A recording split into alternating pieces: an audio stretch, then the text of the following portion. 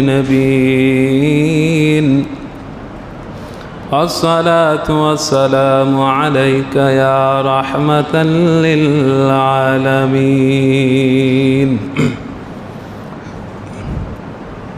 الحمد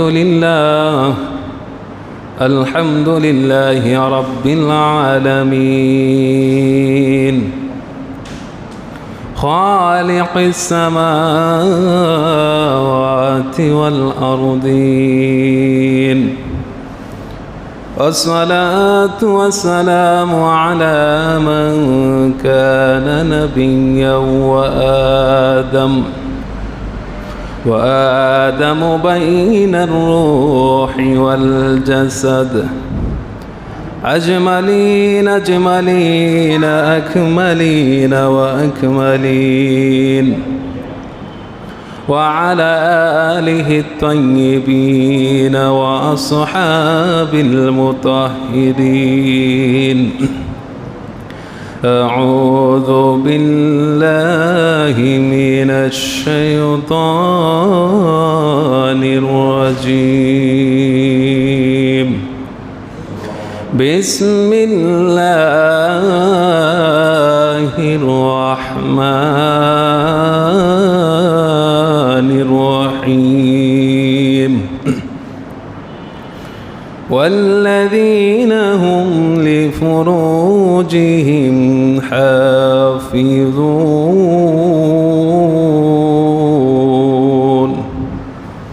وفي آيات الأخرى صدقت يا ربنا.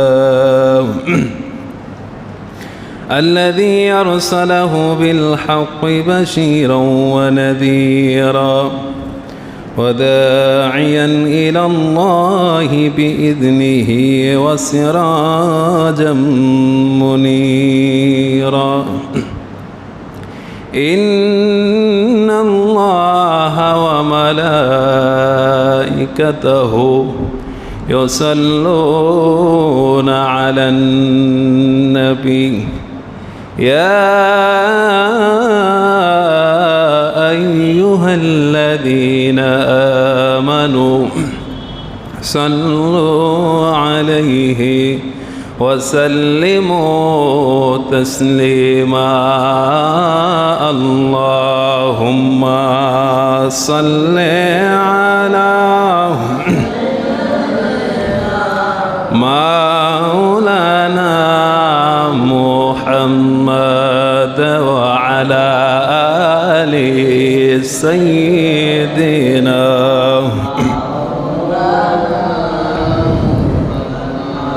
मेरी बात बन गई है तेरी बात करते करते, तेरे शहर उम्मीद में आऊं तेरी नात पढ़ते पढ़ते। अल्लाहुम्मा सल्ले अला मौलाना मुहम्मद व अला आलि सय्यिदना।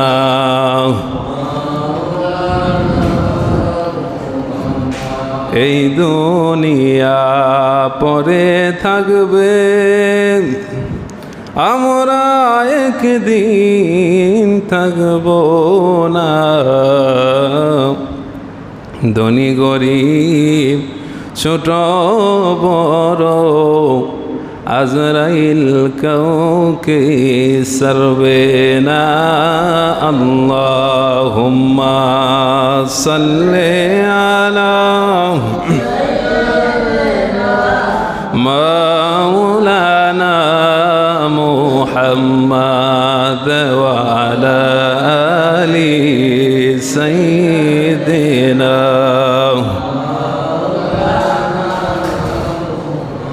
লা ইলাহা ইল্লাল্লাহ, লা ইলাহা ইল্লাল্লাহ, লা ইলাহা لا إله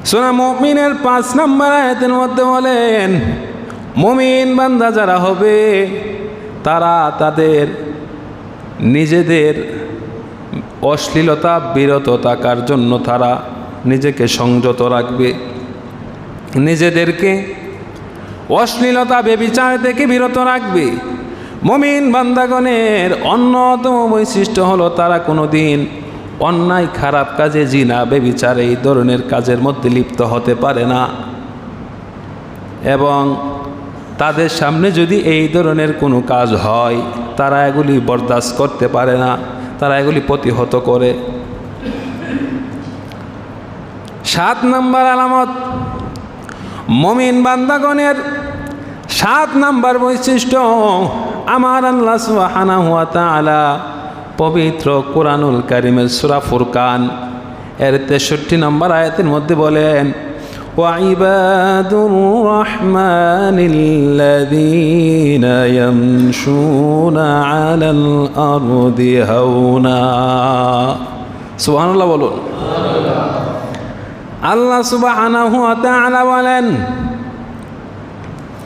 মুমিন বান্দা জানা হবে, ওয়াইবাদুর রাহমানিল্লাযীনা ইয়ামশুনা, আমার আল্লাহ সুবহানাহু ওয়া তাআলা বলেন রহমানের বান্দা হবে যারা রহমানকে, আরো জোরে বলুন, রহমানকে। আল্লাহ তাআলা হলেন রহমান। আল্লাহ সুবহানাহু ওয়া তাআলা এটাই বললেন, আমার বান্দা যারা হবে, রহমানের বান্দা যারা হবে, তারা জমিনের মধ্যে ইয়ামশুনা আলাল আরদি হাওনা, অর্থাৎ রহমানের বান্দা যারা, তারা আমার আল্লাহ, তারা আল্লাহর জমিনে নম্র ভদ্রভাবে চলাফেরা করবে, তারা কোনোদিন অহংকারী হতে পারে না। আর যাদের ভিতরে অহংকার তাকাব্বুরি আছে তারা কোনোদিন প্রকৃত মুমিন ইমানদার হইতে পারে না। সুবহানাল্লাহ বলুন। একজন মানুষ কিভাবে পরিপূর্ণ মানুষ হতে হবে, কিভাবে পরিপূর্ণ ইমানদার হতে হবে, পরিপূর্ণ মুমিন বান্দা, সালেহীন বান্দা কিভাবে হবে, এই প্রত্যেকটা থিওরি এই কোরআনের মধ্যে আমার আল্লাহ সুবহানাহু ওয়া তাআলা দিয়ে দিয়েছেন। আমরা খুঁজে খুঁজে বের করে এগুলির উপর আমল করতে পারলেই আমরা প্রকৃত ইমানদার মুমিন মুসলমান হয়ে যাব। সুবহানাল্লাহ বলুন। 7 নম্বর বৈশিষ্ট্য জানলাম, অহংকারী হওয়া যাবে না। কি হওয়া যাবে না? অহংকারী হওয়া যাবে না। আমি বড় মানুষ, আমি কোটিপতি, আমি সমাজের উচ্চপদস্থ লোক, এই ধরনের কোনো চিন্তা চেতনা, মন মানসিকতা নিজের মধ্যে রাখা যাবে না। রাখলে আপনি প্রকৃত ইমানদার হইতে পারবেন না। 7 নম্বর বৈশিষ্ট্য আমরা জানলাম পবিত্র কোরআন থেকে। আমার আল্লাহ সুবহানাহু ওয়া তাআলা মুমিন বান্দাগণের 8 নম্বর বৈশিষ্ট্য পবিত্র কুরআনুল কারীমের সূরা আলে ইমরান 122 নম্বর আয়াতের মধ্যে বলেন, ওয়া আলাল্লাহি ফালইয়াতাওয়াক্কালিল মুমিনুন। মুমিন বান্দা যারা হবে, মুমিন বান্দাগণের 1 নম্বর অন্যতম বৈশিষ্ট্য হবে তারা সব সময় ভরসা করবে কার? আরো জোরে বলুন, কার? মুমিন বান্দাগণ সব সময় বিপদে আপদে, প্রতিকূল পরিবেশে, অনুকূল প্রতিকূল সর্বাবস্থায় সব সময় আল্লাহর উপর ভরসা করবে। আর বিপদ আপদে, খারাপ সময়ে আল্লাহর উপর ভরসা করলে আপনার বিপদ থেকে উদ্ধার করবে কে? আর জোরে বলুন, কে? এই জন্যই আমাদের যখন খারাপ সময় যায় তখন আমরা বিচলিত হয়ে যাই, নিজেকে আর কন্ট্রোল করতে পারি না, আল্লাহর উপর ভরসা রাখতে পারি না, তখন আমরা মানুষের মুখাপেক্ষী হয়ে যাই। কিন্তু আল্লাহ সুবহানাহু ওয়া তাআলা বলেন মুমিন বান্দাগণের অন্যতম বৈশিষ্ট্য হলো তারা সব সময় ভরসা করবে আমার আল্লাহর উপর। কার উপর? আল্লাহর উপর ভরসা রাখতে হবে। আল্লাহর উপর যদি আপনি ভরসা রাখতে না পারেন, সব সময় আল্লাহ তাআলার উপর যদি তাওয়াক্কুল না রাখতে পারেন, আপনি প্রকৃত অর্থে মুমিন হতে পারবেন না। 8 নাম্বার বৈশিষ্ট্য আমরা জানলাম। 6 নাম্বার বৈশিষ্ট্য হলো মুমিন বান্দা কোনো ব্যভিচার, অন্যায় এবং অশ্লীলতার মধ্যে লিপ্ত হতে পারে না। 7 নাম্বার মুমিন বান্দা কোনোদিন অহংকারী হতে পারে না। 8 নাম্বার মুমিন বান্দা সব সময় ভরসা করবে কার উপর? আল্লাহর উপর। 9 নাম্বার মুমিন বান্দাগণের 9 নাম্বার বৈশিষ্ট্য, আমার আল্লাহ রাব্বুল আলামিন পবিত্র কোরআনুল কারীমের সূরা বাকারার 152 নম্বর আয়াতের মধ্যে বলেন, সবাই পড়ুন, বিসমিল্লাহির রহমানির রহিম, ফাযকুরুনি আযকুরকুম ওয়াশকুরুলি ওয়ালা তাকফুরুন। মুমিন বান্দাগণের বৈশিষ্ট্য, মুমিন বান্দাগণ সদা সর্বদাই অলয়ে সব সময় আমার আল্লাহকে স্মরণ করবে। ধ্যানে খেয়ালে, ঘুমে জাগরণে, সর্বাবস্থায় আল্লাহ তাআলার স্মরণ তার মধ্যে থাকবে। এটাই হলো মুমিন বান্দার বৈশিষ্ট্য। আল্লাহ সুবহানাহু ওয়া তাআলা এই 152 নম্বর আয়াত সূরা বাকারার মধ্যে বলেন, ফাযকুরুনি, ও দুনিয়ার বান্দা বান্দিরা, আমি আল্লাহকে স্মরণ করো, আযকুরুকুম, আমি আল্লাহ তোমাদেরকে স্মরণ করব। সুবহানাল্লাহ বলুন। এখানে প্রশ্ন হতে পারে, আমরা আল্লাহকে স্মরণ করি নামাজের মাধ্যমে, রোজার মাধ্যমে, হজ যাকাত ইবাদতের মাধ্যমে। আল্লাহ আল্লাহ ক্যা মুবারক নাম হ্যায়, আল্লাহ আল্লাহ আশিকো কা কাম হ্যায়। আল্লাহু আকবার বলুন। আল্লাহর নাম জপি, আল্লাহর ইবাদত করি, এর মাধ্যমে আমরা আল্লাহকে স্মরণ করি, ঠিক কিনা বলুন? কিন্তু আল্লাহ বললেন, আযকুরুকুম, আমি আল্লাহ তোমাদেরকে স্মরণ করব। আল্লাহু আকবার। আল্লাহ কিভাবে স্মরণ করবেন? আমরা তো আল্লাহর ইবাদতের মাধ্যমে স্মরণ করি, কিন্তু আল্লাহ কিভাবে স্মরণ করবেন? তাফসির প্রমাণ করে। তাফসিরের মধ্যে আসছে, আমরা স্মরণ করি ইবাদতের মাধ্যমে, আল্লাহ আমাদেরকে স্মরণ করবেন। আমরা গুনাহগার বান্দাবান্দিগুলির জীবনের সবগুলি গুনাহের ক্ষমার দ্বারা। সুবহানাল্লাহ বলুন।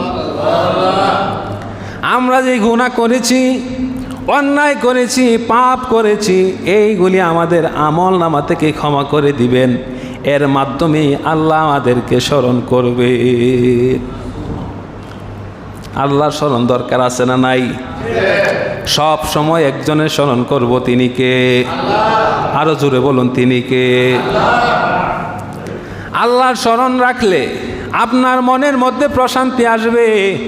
আল্লাহর স্মরণ যখন আপনার মনের মধ্যে থাকবে, আপনার দিলের মধ্যে থাকবে, তখন দেখবেন আপনি যে কোনো কাজ করবেন, ভালো কাজের মধ্যে আপনার মনটা স্থির থাকবে।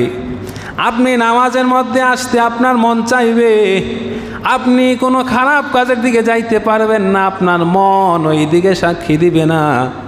আপনি কোনো ভালো কাজ করলে আপনার মনের মধ্যে প্রশান্তি লাগবে, যদি আপনি আল্লাহর স্মরণ আপনার দেনে খেয়ালে সব সময় রাখতে পারেন। এই জন্য সব সময় আমরা আল্লাহ তাআলার স্মরণ রাখবো। নামাজ, রোজা, হজ, যাকাত, এইগুলি শুধু আল্লাহর স্মরণ না, জিকিরের অর্থ অনেক অনেক ব্যাপক। আমরা একজন গরিব দুঃখীরে, অনাহারীকে খাবার দিলাম, এটাও জিকির। একজন ভিক্ষুককে ভিক্ষা দিলাম, এটাও এক প্রকার জিকির। নামাজে আসলাম, নামাজ পড়লাম, এটাও জিকির। রাস্তার মধ্যে একজন আসা যাওয়া করতেছে, মুমিন বান্দা, মুসলমান, তাকে আমরা দেখে সালাম দিলাম, এটাও জিকির। জিকির শুধু আপনি আল্লাহ আল্লাহ জিকির করলেন, এটাই জিকির না। জিকিরের অনেক প্রকার আছে। ভালো ভালো কাজ, ইবাদত বন্দেগীগুলি আপনি করবেন, এইগুলিও জিকিরের অন্তর্ভুক্ত। সুবহানাল্লাহ বলুন। তাহলে আমরা সব সময় জিকির করতে চাই কি চাই না? এরপরে আমরা 9 নম্বর বৈশিষ্ট্য জানলাম। মুমিন বান্দাগণ যারা হবে তাদের 10 নম্বর বৈশিষ্ট্য আমার আল্লাহ সুবহানাহু ওয়া তাআলা বলেন, মুমিন বান্দাগণ তাদের বৈশিষ্ট্য হবে তারা সব সময় বিপদের সময় ধৈর্য ধারণ করবেন। কি করবেন? ধৈর্য ধারণ করবেন। দেখবেন অনেক সময় যখন আমাদের বিপদ আসে আমরা অনেকগুলি কথা বলে ফেলি যেগুলির কারণে আমাদের ঈমান চলে যায়। যেমন আমরা বলি যে আল্লাহ শুধু আমারই দেখে, আর কাউরে দেখে না। অমুকে নামাজ পড়ে না, কিচ্ছু করে না, হেরে আল্লাহ কিচ্ছু করে না, হেরে দন দৌলত দিয়ে আল্লাহ একদম বড় লোক বানাইছে, কিন্তু আমি বিপদ থেকে উঠতেই পারতেছি না, আল্লাহ শুধু আমারই দেখে। নাউজুবিল্লাহ, নাউজুবিল্লাহ বলুন। এই ধরনের কথা বলার সাথে সাথে আপনার ঈমান চলে যাবে, কুফরি কথা। কোনোভাবেই আল্লাহর উপর অসন্তুষ্টি হওয়া যাবে না। ধৈর্য ধারণ করবেন। ধৈর্য ধারণ করলে আল্লাহ তাআলা আমাদেরকে বিপদ থেকে আল্লাহই উদ্ধার করবেন। ঠিক কিনা বলুন?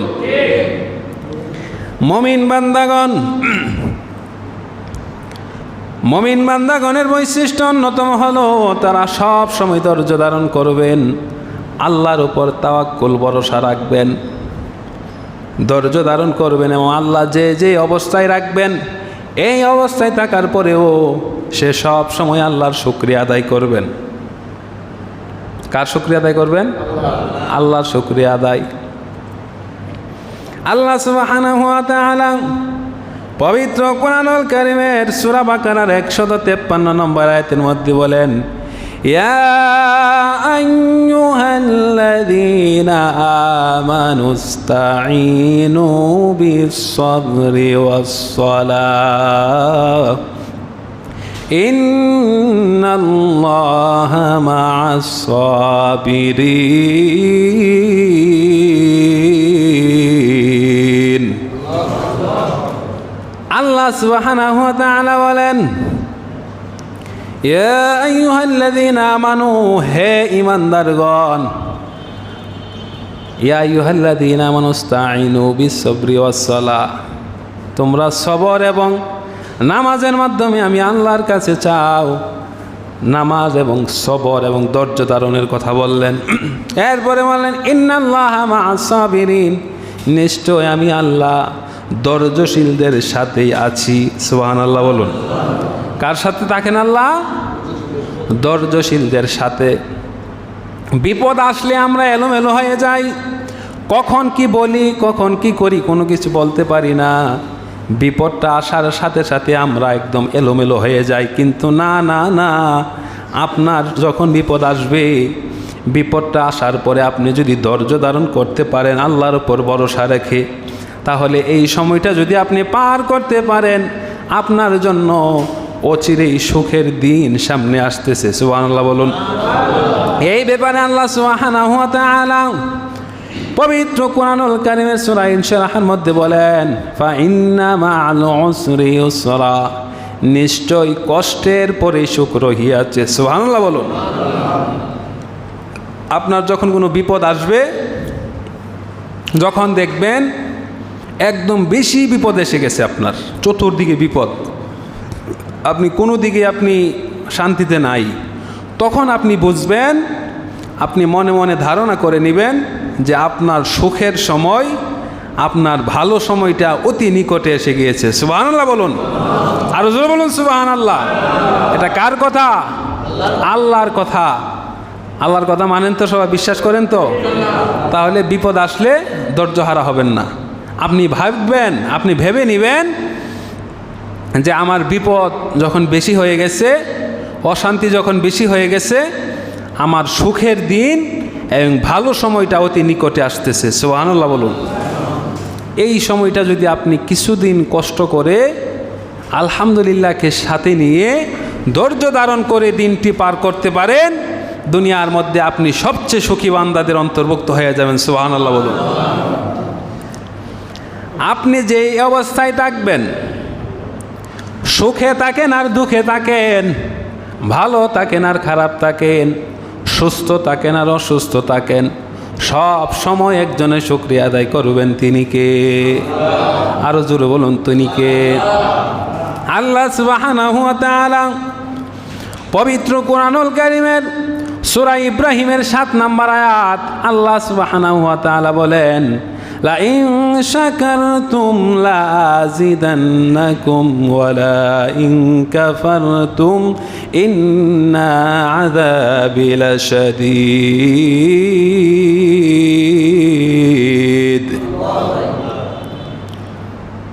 লা ইন শাকারতুম লা আযিদান্নাকুম, তোমরা আমার দেওয়া নিয়ামতের বেশি বেশি শুকরিয়া আদায় করো, তাহলে আমি আল্লাহ তোমাদেরকে আরো বেশি নিয়ামত বাড়ায় দিব। সুবহানাল্লাহ বলুন। নিয়ামতের কোনো শেষ নাই। আপনি আপনার চোখ, আপনি আপনার দেন খেয়াল যেই দিকেই ঘুরাবেন, দেখবেন শুধু আল্লাহর দেওয়া নিয়ামত আর নিয়ামত। আপনার বডির মধ্যে দেখেন, আপনার বডি স্ট্রাকচারটা, এর মধ্যে শুধু নিয়ামত আর নিয়ামত। সুবহানাল্লাহ বলুন। আমরা খাওয়া দাওয়া করি, দুনিয়ার সব সৃষ্টি আমাদের অধীনে করে দিয়েছেন আমার আল্লাহ। আমাদের জন্য অক্সিজেনকে আমার আল্লাহ ফ্রি করে দিয়েছেন। আপনি অসুস্থ হয়ে হাসপাতালে ভর্তি হন, তখন দেখবেন আপনার অক্সিজেনের কত দাম, ঘন্টায় অক্সিজেনের বিল কত আসে।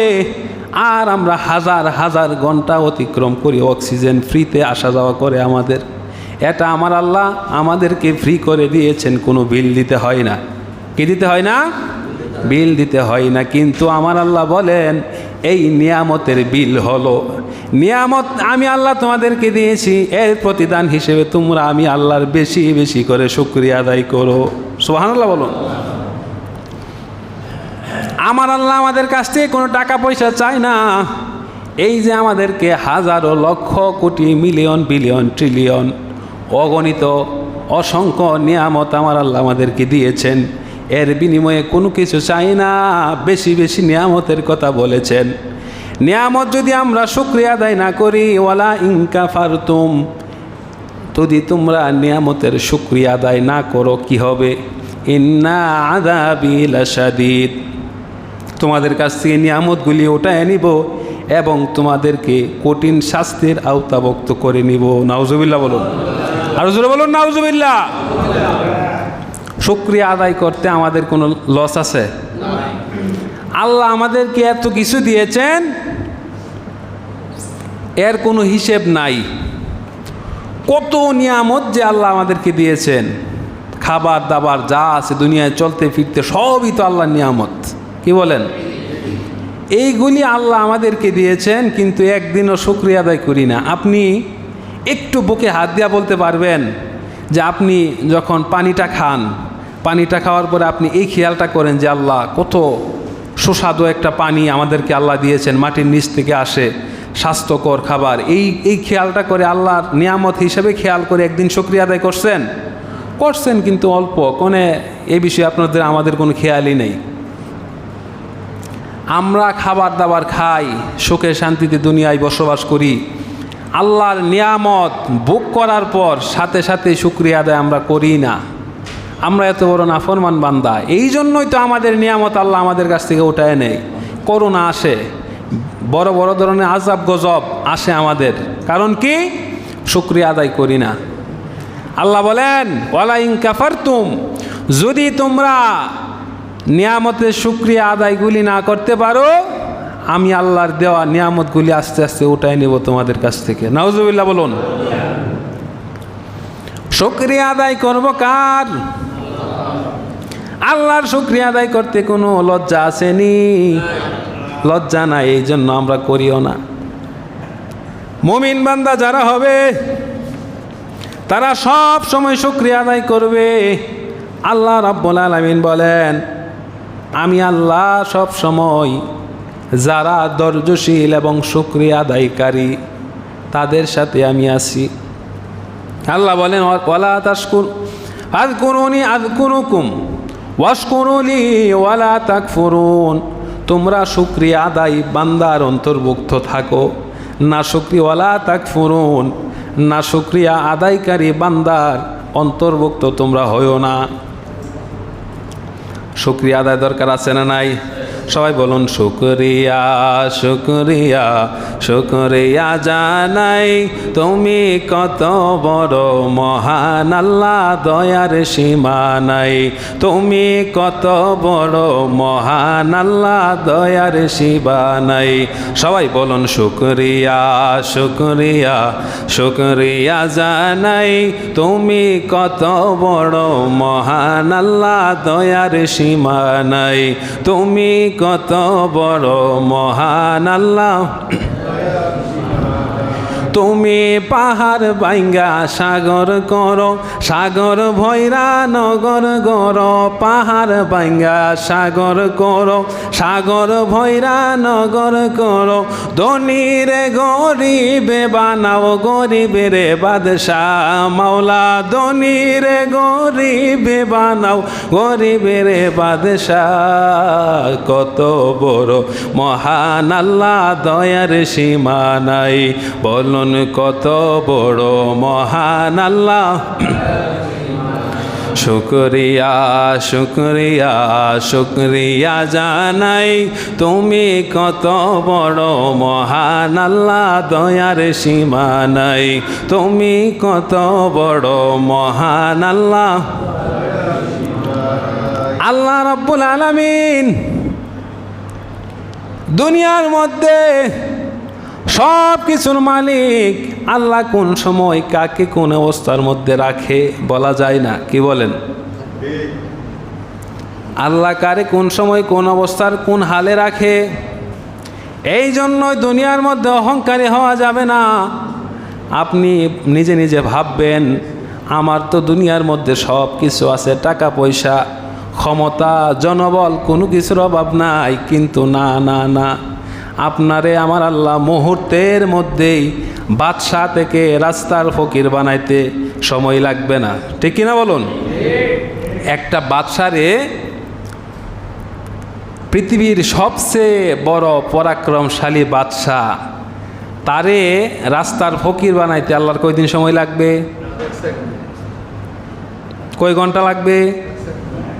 এক মুহূর্ত না। সুলাইমান নবী নাম শুনছেন না সবাই? হযরত সুলাইমান আলাইহিস সালাম, ওনারে আল্লাহ সারা পৃথিবীর বাদশা বানিয়েছিলেন। আমরা একটা দেশের প্রেসিডেন্ট হইয়া যে অবস্থা আমাদের পাওয়ার, একটা ওয়ার্ডের কাউন্সিলর হইয়া, একটা সিটি কর্পোরেশনের মেয়র হওয়ার পরে বোঝা যায় আমাদের কত ক্ষমতা। সুলাইমান নবীরে আল্লাহ সারা পৃথিবীর বাদশা বানিয়েছিলেন। সারা পৃথিবীর বাদশা বানানোর পরে এবং ওনার আল্লাহ এমন ক্ষমতা দিয়েছিলেন, উনি জিনদের ভাষা বুঝতেন, বাতাসের ভাষা বুঝতেন, গাছপালার ভাষা বুঝতেন। উনি বাতাসকে রাখ দিতেন, হে বাতাস এদিকে আসো। বাতাস আস্তে সুন্দর করে ঘূর্ণিঝড়ের মতো এসে ওনার সামনে উপস্থিত হইতেন। উনি অর্ডার দিলে বাতাসের মাধ্যমে উনি কাজ করাইতেন, জিনদের মাধ্যমে কাজ করাইতেন, পশু পাখিদের মাধ্যমে কাজ করাইতেন। এত ক্ষমতা আল্লাহ দিয়েছিলেন। কিন্তু যাক, সংক্ষিপ্ত কথা, ওই দিকে গেলে লম্বা হয়ে যাবে।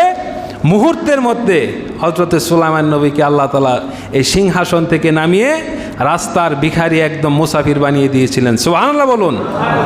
আল্লাহ বুঝিয়েছিলেন আমি আল্লাহ ইচ্ছা করলে সব পারি। আল্লাহর ক্ষমতা এখন ওই ক্ষমতা নাই?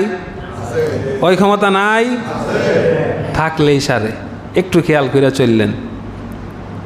বাদশারে রাস্তার ফকির বানাইতে আল্লাহর সময় লাগে না, ফকিরকে বাদশা বানাইতে আল্লাহর ঘন্টার সময় হয় না, এত সময় আল্লাহর লাগে না। রাস্তার ভিখারি বাদশা হয়ে যায়। প্যারা হাজিরিন, আমরা আলোচনা করতেছিলাম মুমিন বান্দাগণের বৈশিষ্ট্য।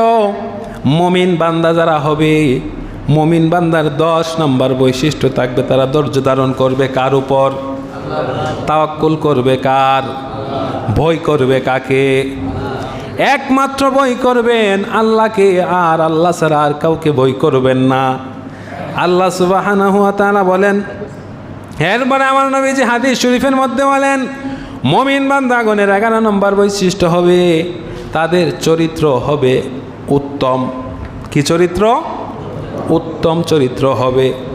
নবীজি তিরমিজি শরীফের হাদিস, তিরমিজি শরীফের মধ্যে বলেন এবং বুখারী শরীফের 6029 নম্বর হাদিসের মধ্যে বলেন, ইন্না মিন খিয়ারিকুম আহসানাকুম আখলাফা, তোমাদের মধ্যে সেই সর্বোত্তম ব্যক্তি যার চরিত্র সুন্দর, যার ব্যবহার সুন্দর, ওই ব্যক্তি তোমাদের মধ্যে সর্বোত্তম।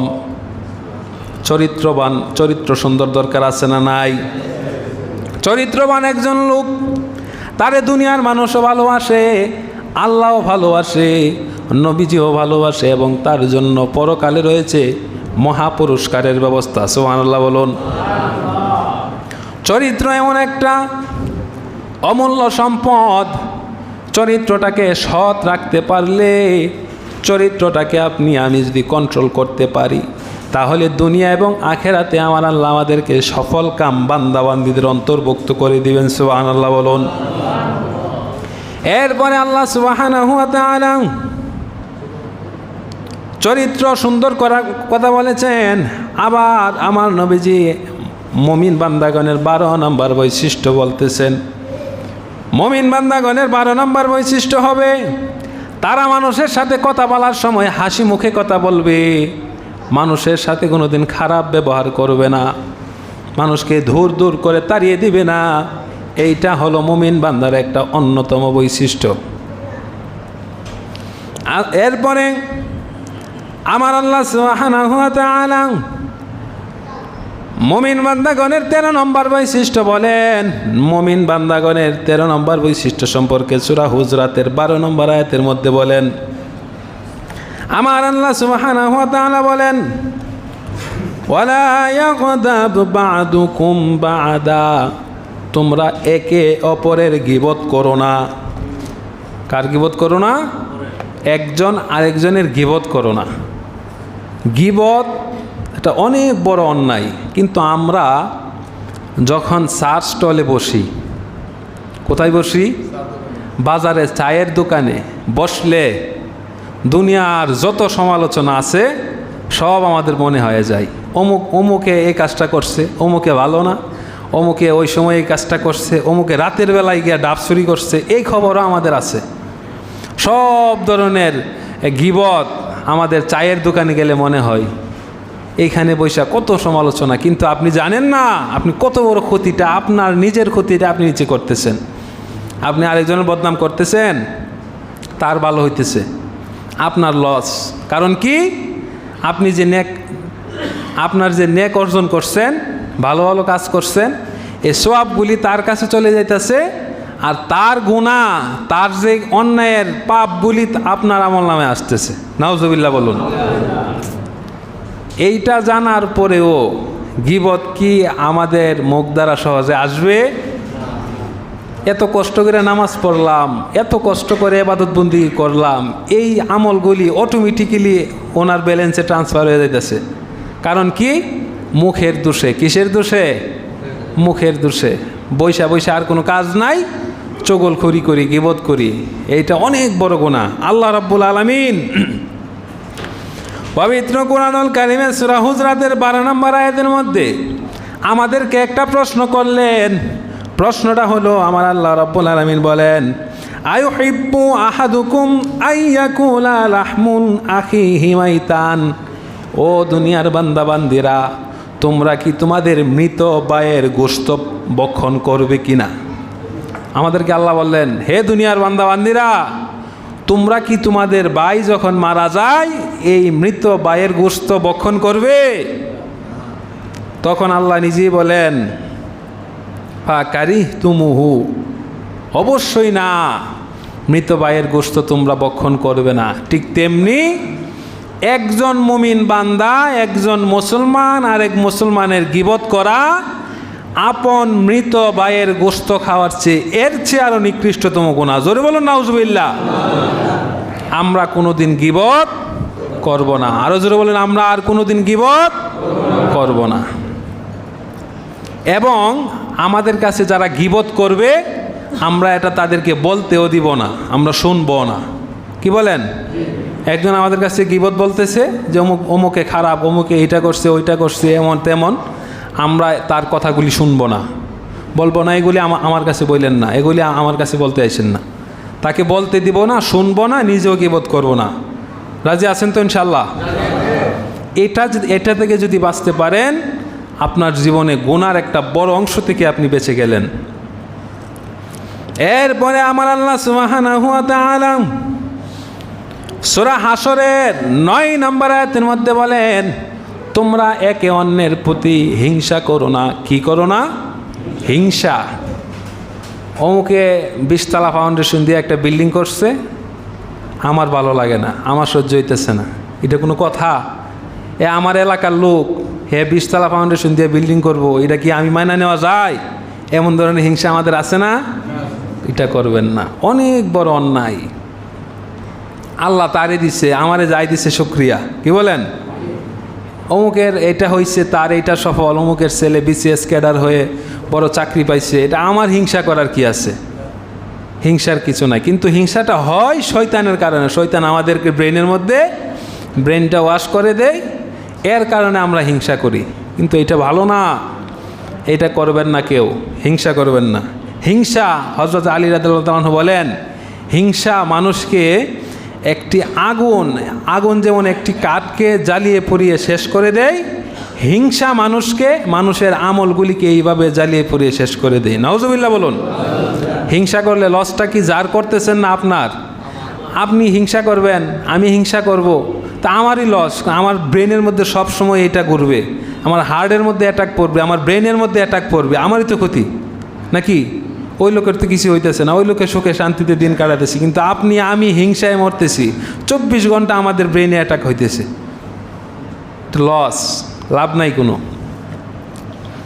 এরপরে আমার আল্লাহ সুবহানাহু ওয়া তাআলা মুমিন বান্দার 14 নম্বর বৈশিষ্ট্য বলেন, এবং আমার নবীজি হাদিস শরীফের আবু দাউদ শরীফ 4833 নম্বর হাদিস, নবীজি বলেন, আল মারউ আলা দীনি খলিলিহি, মুমিন বান্দাগণের যারা বন্ধু হবে তারা হবে দিনদার এবং মুত্তাকি। সুবহানাল্লাহ বলুন। এই যে দেখবেন একটা গুরুত্বপূর্ণ কথা, আপনি দেখবেন আপনার ছেলেটা খুব ভালো, ছোটোবেলা থেকে সে মেধাবী, নামাজ পড়ে, আচার ব্যবহার খুব ভালো, কিন্তু হঠাৎ করে দেখবেন আপনার সন্তান, আপনার ভাইয়ের চরিত্রটা জানি কেমন, তার ব্যবহার জানি একটু কিছু পরিবর্তন। এর কারণ কি আপনি খুঁজে দেখবেন, তার বন্ধুবান্ধবগুলি ভালো না, গাঁজাখোর, ইয়াবাখোর, ফেন্সিডিলখোর, এগুলির সাথে চলাফেরা যখন করে, তখন দেখবেন আস্তে আস্তে তার মধ্যে ভালো অভ্যাসগুলি চলে যায়। এইগুলির খারাপ কাজের তাসির তার মধ্যে আসে। কারণ কি? তার বন্ধুবান্ধবগুলি ভালো না। সঙ্গগুণে লোহাও জলে ভাসে, একটা কথা আছে। কাঠের মধ্যে যখন একটি লোহা আপনি দিবেন, আপনি যখন পানিতে ফেলবেন, লোহা সহ কাঠটা ভাসবে। কি বলেন?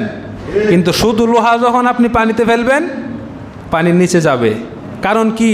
কাঠের সাথে সঙ্গ থাকার কারণে লোহাটাও পানির উপরে ভাসে। এই জন্য নবীজি বলেন, মুমিন বান্দাগণের বন্ধু বান্ধব হবে, তাদের চলার সাথী হবে মুত্তাকিন এবং ভালো চরিত্রবান। এই জন্য প্রত্যেক অভিভাবক, আপনাদের প্রয়োজন, আপনাদের নৈতিক দায়িত্ব হলো আপনার ছেলেটা কার সাথে চলে, আপনার ছেলেটা কার সাথে ওঠা বসা করে, স্কুলে তার বন্ধুবান্ধবগুলি কেমন, মাদ্রাসায় তার বন্ধুবান্ধবগুলি কেমন, এই খোঁজখবরটা রাখা। কারণ হলো বন্ধুবান্ধবের আচার ব্যবহার অনেকখানি তার উপরে প্রভাব পড়ে। এই জিনিসটা সবাই খেয়াল রাখবেন। আপনার সন্তান, আমার ভাই, আমার বাতিজা, আত্মীয় স্বজন, তার বন্ধুবান্ধবগুলি ভালো কিনা, এটা খেয়াল